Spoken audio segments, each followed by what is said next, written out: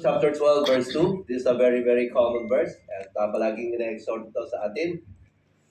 So please, I will read it to Amplified Version. Looking away from all that will distract us.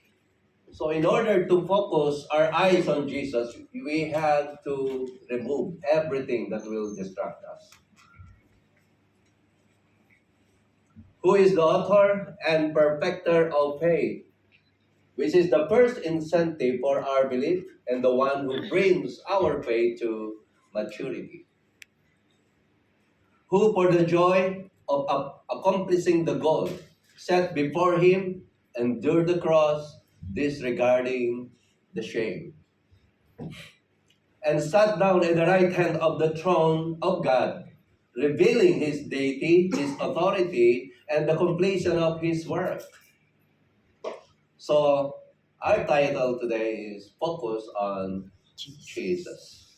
Please tell your seatmate, focus on Jesus. Focus on Jesus. Not on your feelings, Not not on your on what you feelings. will see. Not Amen. Just on Jesus.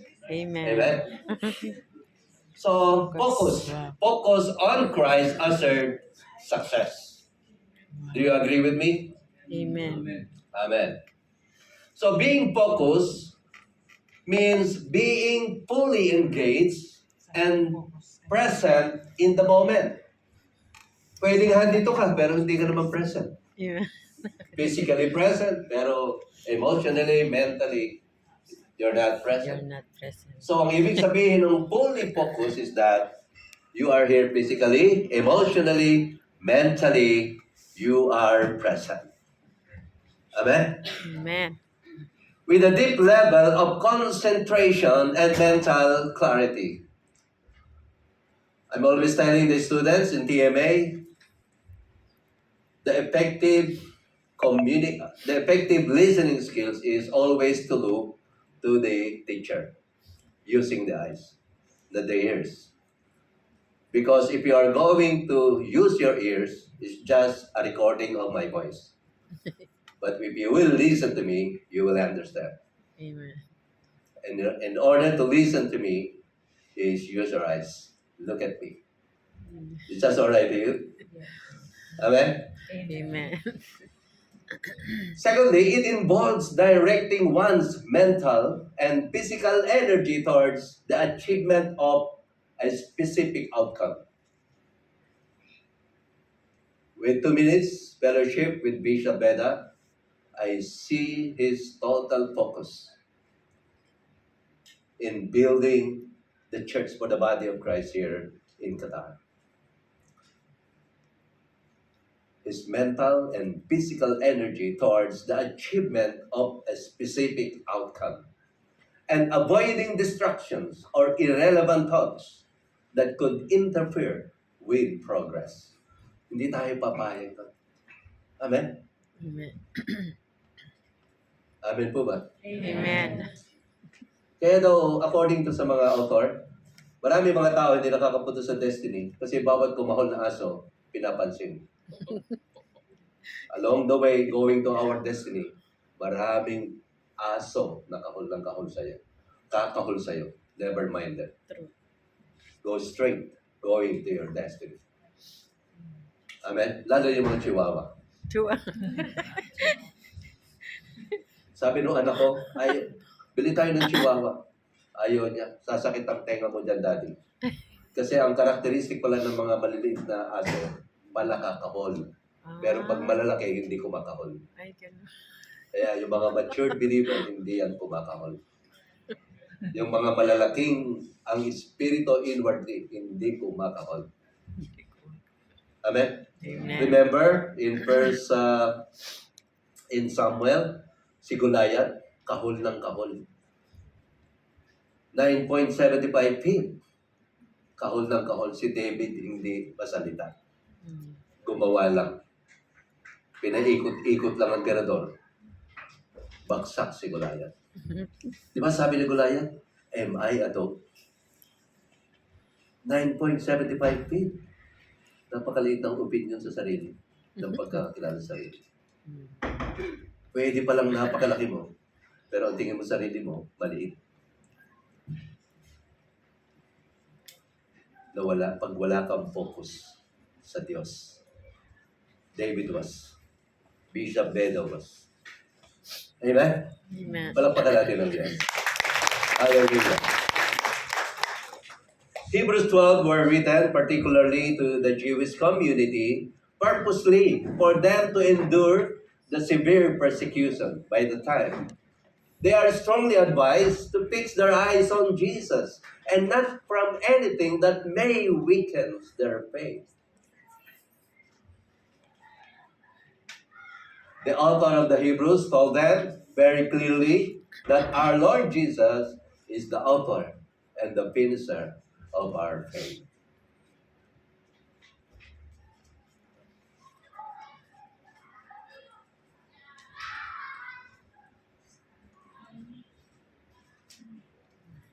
Ito, papel yung nasa bilog na yan papel. Pero kaya niyang biyakin yung niyog kasi highly concentrated yung papel.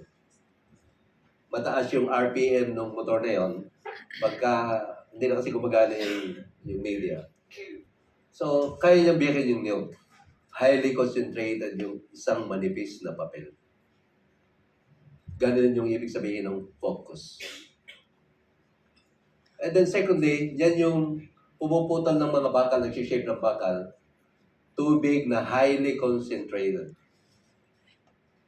Yan ang ginagamit ng Japan, yan ang ginagamit ng Korea, is because they discovered that yung bakal, pagka dinagali mo, magaspang yung pagkakaputol.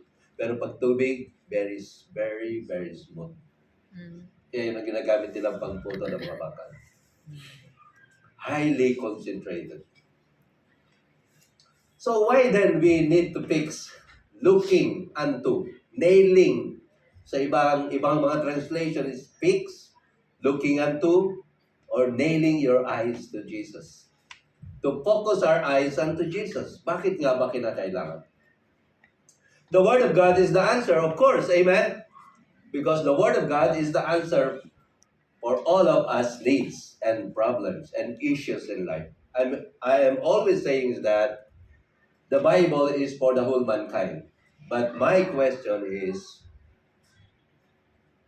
alin sa mga talata sa verse sa Bible lang sa iyo? Hanggat hindi mo nare-receive yung para sa iyo, hindi ka mababago. Hindi ka magiging matagumpay sa buhay.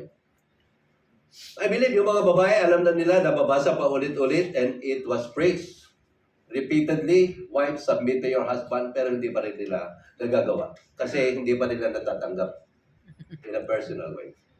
Magagawa lang nila ng mga wife pagka in-insert yung pangalan mo doon. Katulad ng asawa ko, matagal na kami.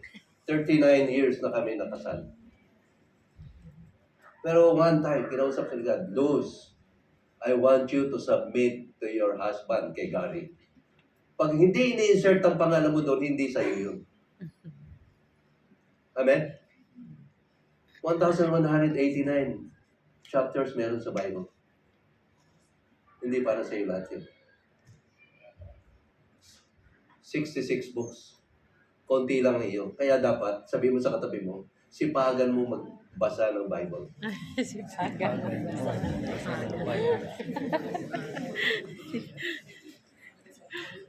Ang paniniwala ko, pagka ginawa mo yung nakasulat sa Bible, solve ang problema mo. Amen? Kahit husband, ako nga, pastor na ako eh. One time, kinausap ako ng Diyos, Gary, I want you to love your wife. Consider him as your joint heir in the inheritance of salvation. Treat your wife as a crystal na babasagin. Sabi ko kay God, mahal ko ang asawa ko. Alam mo naman kaya nga pinakasalan ko yan eh. Mahal na mahal ko yan. Eh dahil sinabi mo sa akin yan sa 1 Peter 3:7 na hindi ko pala mahal ang asawa ko po, patawarin niyo po ako. Kasi siyempre, alam naman magkamali ang Diyos. Amen? Amen. I go immediately to my wife. Ma, sinabi ng Diyos, hindi pala kita mahal. Patawarin mo ako. Mula ngayon, mamahalin na talaga kita ayon sa pagmamahal na gusto ng Diyos na handang ibigay ang buhay para sa kanyang asawa. Amen? Amen. Amen? Una, Kaya kailangan natin mag-focus sa ating Panginoong Jesus because Jesus is the God with us. Amen? Amen. Matthew 1:23. So, puro verses. Kayo na lang po ang makipag-usap sa Diyos. Look, the virgin will conceive a child, she will give birth to a son, and they will call him Emmanuel, which means God is with us. In the Old Testament kasi, God says that you cannot use my name in vain. At walang nakakalapit sa Diyos ng basta-basta because God is a very, very holy God while man is a sinner. Amen? Kaya walang nakakalapit sa Diyos. Actually, sinosolve ni God yung problema ng tao na hindi nakakalapit sa Diyos. That even mentioning the name of God is pwede kang magkasala, pwede kang mamatay. Amen. Because the name of God is very holy and we must not use in vain. So ngayon, kailangan niyang masolve itong problemang ito kasi mahal na mahal niya ang tao. Kaya ipinadala niya ang kanyang bugtong na anak na si Jesus at nilagyan niya ng pangalang Jesus. Na kahit banggitin mo paulit-ulit ang pangalang Jesus, hindi ka magkakasala. You are not using the name of Jesus in vain because once you mention the name of Jesus, there is healing, there is salvation, there is deliverance. Amen. Amen. Because the name of Jesus is the God with us. Kasama natin ang Panginoon. Ang Diyos through Jesus. Amen. Inilapit ng Diyos ang kanyang sarili sa atin sa pamamagitan ni Jesus. Amen. Maliwanag ba yun? That's why we need to focus our eyes to Jesus.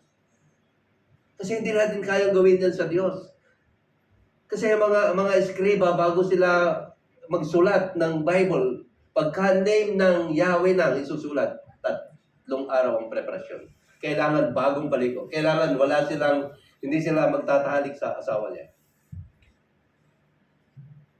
Ganun ka-sacred yung pangalan. Pero ngayon, just mentioning the name of Jesus, and here, God. Amen. Because God is with us. Amen? Amen.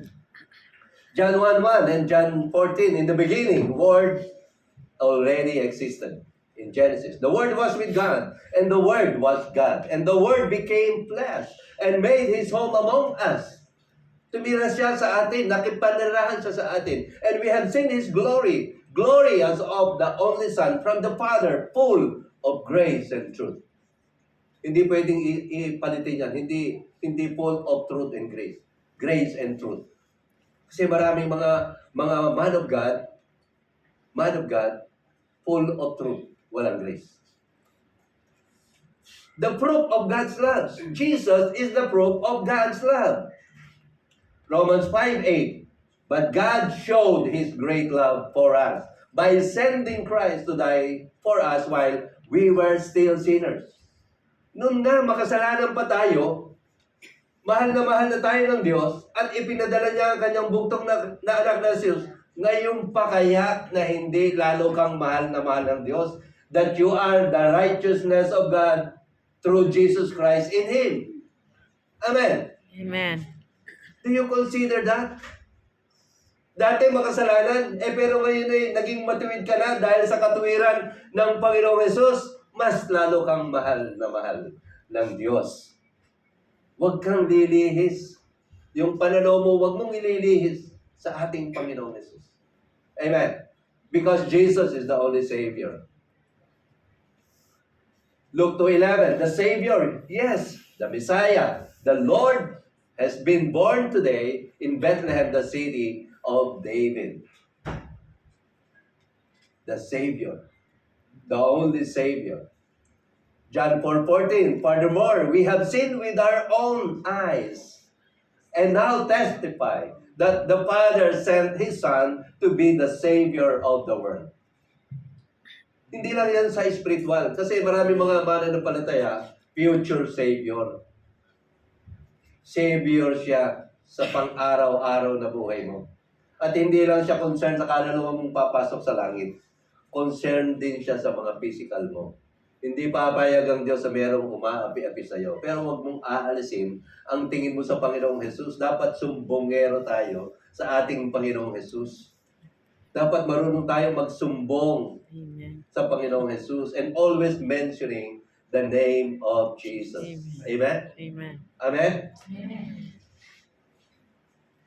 2 Peter 1:11, then God will give you a grand entrance in the eternal kingdom of our Lord and Savior Jesus Christ. Not just an ordinary one, grand entrance. I know that you understand that because you are living in the kingdom. Di ba?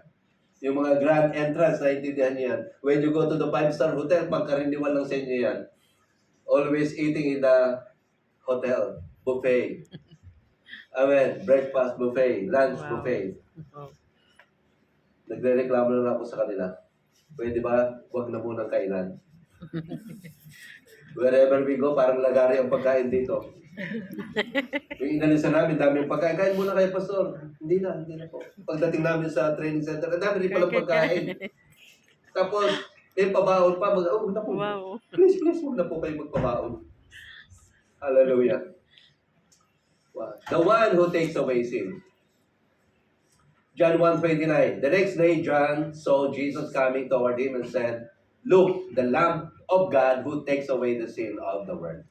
Nung tinanggap mo si Jesus bilang Lord and Savior of your life, naging experiential yan sa iyo. Talagang literally tinanggal ng Panginoong Jesus. Wala ka ng kasalanan. Amen? Amen. Pero pag inalis mo ang tingin mo kay Jesus, you feel may kasalanan ka. You feel guilty. Huwag na huwag aalisin ng pananaw sa Panginoong Jesus. Amen? Amen. The victory. Romans 8:37. No, despite all these things, overwhelming victory is ours through Christ who loved us. Bago yung verse 37 na yan, napakaraming binanggit ni Apostle Paul na naranasan niya. Mga pagsubok, mga suffering, mga struggles in life. Pero ang sabi ni Paul, simply, no. Hindi yan. Hindi ako mayayanig yan. Hindi ako matitinig ng mga yan. Why? Because despite all of those things, overwhelming victory is ours through Jesus Christ who loved us. Amen?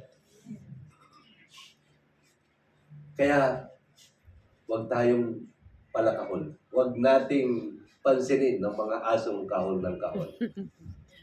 Amen? Amen. Okay.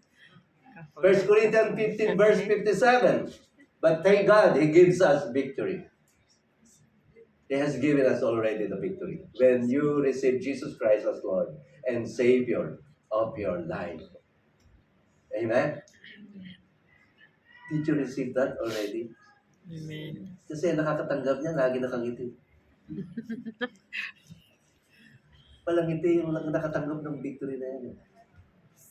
Amen? Hello? Amen. The strength. Philippians 4:13, for I can do everything through Christ who gives me strength. Amen? Nung pagpunta ko rito, pagdating namin, dumating kami Wednesday. May klase na pala kami ng Thursday kagad. Eh nung nag-meet kami ng Wednesday, 2:00 na kami nag-iwahiwalay. Pinakain kami ng team sa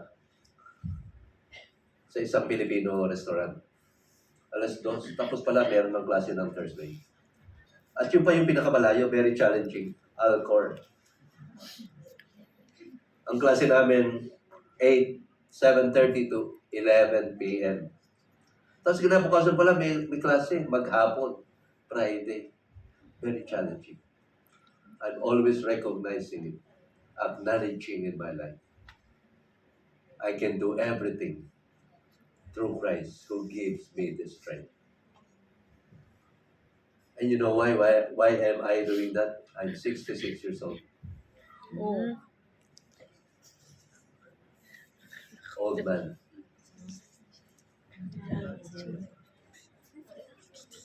But the Lord is faithful. Amen. He will strengthen you and guard you from the evil one. Yan ang na-experience namin dito for almost 2 months na. Always strengthening us together with Bishop Reggie. You know Bishop Reggie, no? He was here last year. 1 Timothy 1:12. I thank Christ Jesus, our Lord, He has given me strength to do His work. Because we believe what we are doing here is Jesus' work. He will strengthen you. As long as you are doing the Jesus' work, He will continue to strengthen you. Alam mo bakit napapagod? Pag umalis ka sa paggawa, nung ipinapagawa ni Jesus. Amen? I am very blessed with Bishop Beta. Totally focused sa pinapagawa siya sa kanya ng Diyos. He received that. Kasi sa Bible, every time na merong ipapagawa ang Diyos, isa lang ang pinipili. Isa lang. Napakalaki ng mandato na pinapagawa ng Diyos kay Bishop Beta. We are talking of Qatar. Mobilizing the body of Christ in Qatar. Amen. Building the temple of God here in Qatar. Amen. I believe that God will continue to strengthen our man of God, Bishop Beta. Amen? Amen. Are you with me? Amen. Yes. We are with Bishop Beta. Amen? Amen. In 1 Thessalonians 2:17, so, excuse me.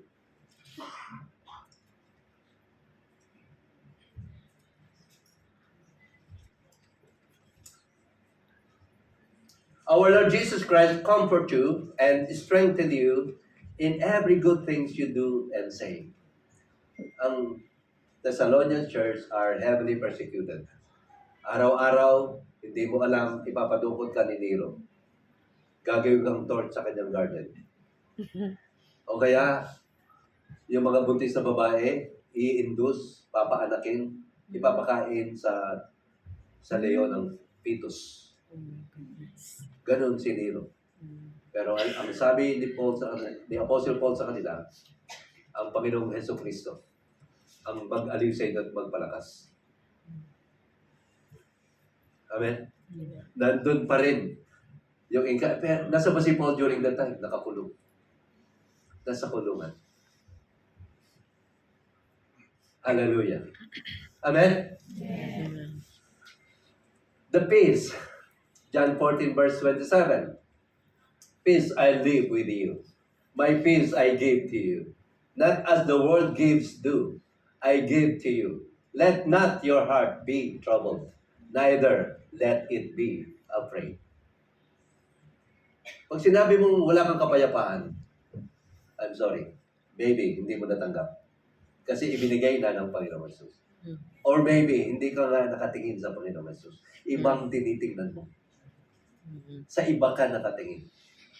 Pag tumingin ka sa iba, na-miss mo yung ibinigay na kapayapaan ni Jesus. Hindi mo na pwedeng hingin yan kasi naibigay na. Amen. You cannot pray for that anymore kasi naibigay na. Amen? Pag sinabi ko na, Pastor, sa'yo na yung laptop ko, wala na akong ibibigay, nasa kanya na ito. Ibinigay na ng Panginoong Jesus ang kanyang kapayapaan. Amen? Amen. Pwede bang sabihin nyo, nasa akin na yon? Sa akin na yun. Ang Kaya pag nag-uusap-usap tayo, punong-puno ng kapayapaan. Amen. Kasi lahat na nag-uusap, punong-puno ng kapayapaan. Amen. Amen? Jesus is the true bread of life. Kasi merong hindi totoong tinapay. Kaya sinabi ng Bible yan na true bread of life. Kasi pagka lahat ng tinapay totoo, hindi sasabihin ng Bible that Jesus is the true bread of life. Amen? John 6:48, yes, I am the bread of life. John 6:58, I am the true bread that came down from heaven. Anyone who eats this bread will not die as your ancestors did, even though they ate the manna, but will live forever. Amen. Pag yan ang meron ka at nakain mo na yung true bread na yan, hindi ka na gutomit. Hello? Amen. Hindi ka na magiging palaangan. Kalaangan. You'll feel contented and totally satisfied. Amen? Amen. John 6:51, I am the living bread that came down from heaven. Anyone who eats this bread will live forever. And this bread which I will offer so the world may live is my flesh. Hallelujah. Amen? Amen. Maliwanag ba yun? Sabi ko sa inyo, hindi ko masyado ipapaliwanag. Kasi ang salita ng Diyos, sapat nang ipaliwanag ang kanyang sarili. It's all about you, how you will receive it. How will you respond to it? Amen? Amen. Jesus replied, I am the bread of life. Whoever comes to me will never be hungry again. Whoever believes in me will never be thirsty. Pag nakatingin ko sa Panginoong Jesus, hindi mo maramdaman yung kagutuman at kauhawan. Iba. I pray na iparanas sa atin ng Diyos yan. Kaya ako nasasabi yan, naranasan namin yan. Naranasan ko yan. During our breaking period, 1998-1999. Naging totoong tinapay ang Panginoong Jesus sa buhay na sa panahon ng kawalan.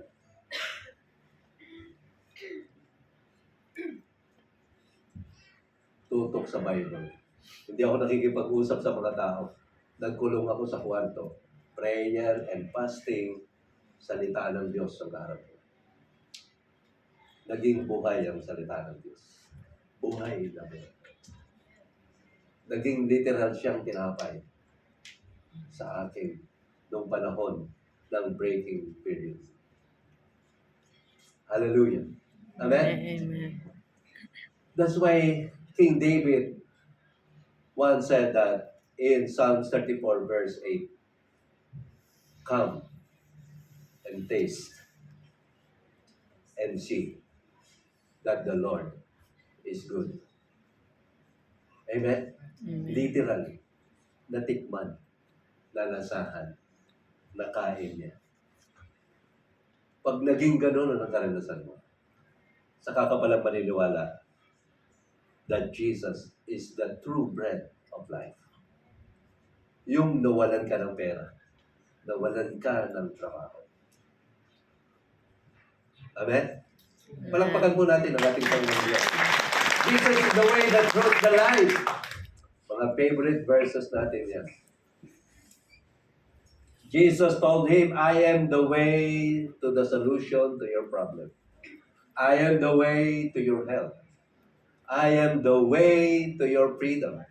I am the way to your abundant life. I am the way to your joy. I am the way to your peace. Amen? Amen. I am the truth to your abundant life. Amen? I am the life. Napakaliwanag po nun. Pang ngayon po yun at pang future. Amen? Bakit ko binabanggit yan paulit-ulit? Kasi maraming Kristiyano naniniwala yan. Anyway, sa langit naman meron akong mansion. Kaso nasa barong-barong ka ngayon eh. Pwede rin magkaroon ng mansion sa lupa. Amen. Hello? Amen? Kalooban ng Diyos yun. Kasi ang sabi ng Psalms 35 verse 27, God is magnified in the prosperity of His servant. Natutuwa. Tuwang-tuwa ang Diyos. Pag nakikita niya ang kanyang mga anak na sumasagana at masagana. Amen? The most powerful name, Mark 16:17. These miraculous signs will accompany those who believe. They will cast out demons in my name. Yung pangalan ng Jesus, mga kapatid. Gusto kong idiin sa inyo yan. Always mention the name of Jesus. The most powerful name yan. Yan ang pangalan ng Diyos sa flesh, in human form. Na pagka binanggit mo, hindi ka magkakasala. Therefore, God elevated him to the place of highest honor and gave him the name above all other names. Meron bang pangalan yung inyong mga employer? Hello? Amen. Na nagdi-delay ng mga sweldo nyo? Command them in the name of Amen. Jesus. In Jesus' name. In your prayer, in your daily devotion, mention that name. Mas mataas ang pangalan ni Jesus yan. Mm. Amen. Amen. Utusan yan. Napasweldoin kayo on time. Mm. Amen. Marami kami nakakakwentuhan na ganyan, umiiyak. 3 months, 6 months, hindi nagsusweldo. Pero sabi ko, sister, buhay ka pa ngayon, di ba? Ano, 6 months na hindi nagsusweldo. Buhay pa ngayon. Ibig sabihin, pinapakain ka ng Diyos. Ano? Amen. Hindi niya na nakikita, naninihis na yung pananaw. Ang nakita niya, 6 months na hindi sumasweldo. Pero sister, parang nag-gain ka ng weight. Hallelujah. Amen. Walang Hindi sweldo nakikita pero nagiging ng weight. kung paano sa pakainin ng Diyos. Amen. Amen. The true bread of life. Amen. Amen. Hello. Yung isang kapatiran na lalaki, hindi raw pinapasweldo pero may sasakyan. Ang galing naman ni Lord kasi nakapag-gasolina ka pa. Mm. Binibigyan ka ng pang-gasolina. Amen. At niyaya pa kami kahapon mag-fishing. Ang galing ni Lord. Siguro hindi ka nagsusweldo, nakakapag-nayaya mo pa kami mag-fishing. Diba? Pag nalihis ka sa Panginoong Jesus, pag nalihis ang pananaw mo sa Panginoong Jesus, hindi mo nakikitang pinagpapala ka ng Diyos. Amen? Amen. In the name of Jesus, every knee should bow in heaven and on earth and under the earth. May tuhod ba ang mga employer ninyo? Ito. May tuhod ba sila? Paluluhurin sila sa pangalan ng Jesus. Gamitin lang natin ang pangalan ng Jesus. Always mention the name of Jesus. Amen? Hallelujah. Kaya ako hindi ako na-impress sa mga milyonaryo, sa mga hari hindi ako na-impress kasi alam ko isang araw luluhod din sila sa akin. Kaya Jesus. Amen? Hello? Amen. Kasi ang totoong mayaman for me, yung mga tao na merong Jesus sa puso nila. Hallelujah. Amen. Every tongue declare that Jesus Christ is Lord to the glory of God, the Father. The healer, Matthew 8:7. Doon sa 8:1 to 6, merong pinagaling na ketongin si Jesus. At yung lalaking, yung centurion, inilapit niya yung kanyang servant na may sakit. Ang sabi ni Jesus, I will come and heal him. No, wag na po. Sabihin niyo lang na magaling na yung servant ko. Magaling na. And so be it, magaling na. Ang sabi ni Jesus in 8 verse 17, this fulfilled the word of the Lord through the prophet Isaiah, who said, He took our sicknesses and removed past tense, remove our diseases. Amen. Pag tumingin ka sa doktor, tumingin ka sa sakit mo, nawala ang paningin mo sa Panginoong Jesus. Although yes, I agree with you, totoo may sakit ka, pero totoo rin yung salita ng Diyos. Kinuha ni Jesus ang lahat ng sakit at karamdaman mo. Amen. Amen? Amen. Confess it, believe it. Amen. Focus. Yan ang sinabi ng Matthew 8:17, fulfilling Isaiah chapter 53. Hebrews 12:2 emphasizes that our Lord Jesus must be our focus because He is the author, He is the beginning, He is the starter, He is the champion of our faith. He is the perfecter of our faith. He is the finisher of our faith. He is the completion of our faith. Amen. Palakpakan natin ang Diyos. Hallelujah. Completeness or fulfillment of life can only be found in Christ Jesus. Colossians 2 verse 10, it says that, so you also are complete through your union with Christ, who is the head, over every ruler and authority. Pag sabi nyo, may kakulangan pa kayo, go back to your relationship with Jesus. Amen. Pag may Jesus ka, kompleto ka na. Wala nang kulang. Sabi mo sa katabi mo, kompleto ka na kapatid. Kompleto ka na kapatid. Dahil sa Amen. Panginoon Jesus. We can do nothing apart from Jesus. Sabihin mo sa akin, kompleto na. Kompleto ka na kapatid. Amen. Yes, I am the vine, you are the branches. Those who remain in me, and I in them, will produce much fruit. For apart from me, you can do nothing. Nothing. You can do nothing.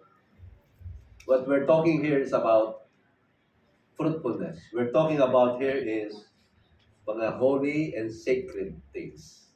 Amen. The answer from all the miseries in life can only be found in Jesus. Ang sabi ni Paul, "Oh, how wretched I am. Kahabag-habag ako." Pero sabi niya, salamat sa Diyos. The answer is in Jesus Christ, our Lord. Hallelujah. Amen. Amen. Oh, thank you, Jesus. Again, focus. Focus on Christ, assured success. Shall we all stand?